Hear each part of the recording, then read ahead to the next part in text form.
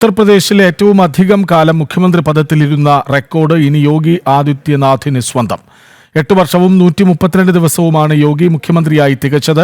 8 വർഷവും 127 ദിവസവുമെന്ന ഗോവിന്ദ് വല്ലഭ് പന്തിന്റെ റെക്കോർഡാണ് യോഗി മറികടന്നത്. 2017 മാർച്ച് 19 യുപിയുടെ 21ാമത് മുഖ്യമന്ത്രിയായി യോഗി ആദിത്യനാഥ് ചുമതലയേറ്റത്. വിവരങ്ങളുമായി എസ് ശ്രീകാന്ത് ഒപ്പം ചേരുന്നു. ശ്രീകാന്ത്, യുപിയിൽ ഒരു പുതുചരിത്രം പിറക്കുന്നു അല്ലേ?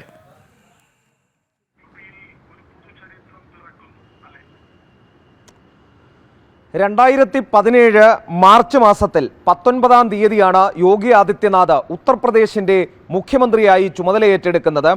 അതുമുതൽ ഇങ്ങോട്ട് തുടങ്ങി ഇന്നിപ്പോൾ 8 വർഷവും 132 ദിവസവും പിന്നിട്ടിരിക്കുന്നു യോഗി ആദിത്യനാഥ് ഉത്തർപ്രദേശ് മുഖ്യമന്ത്രിയായിട്ട്.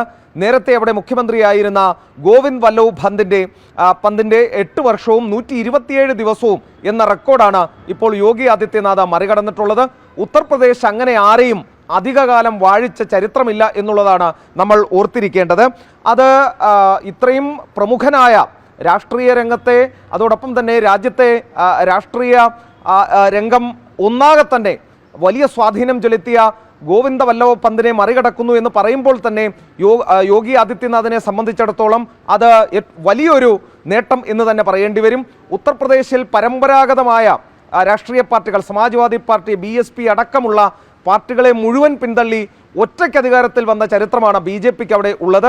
അതിലാണ് യോഗി ആദിത്യനാഥ് ഇപ്പോൾ 8 വർഷവും 132 ദിവസവും പൂർത്തിയാക്കിയത്.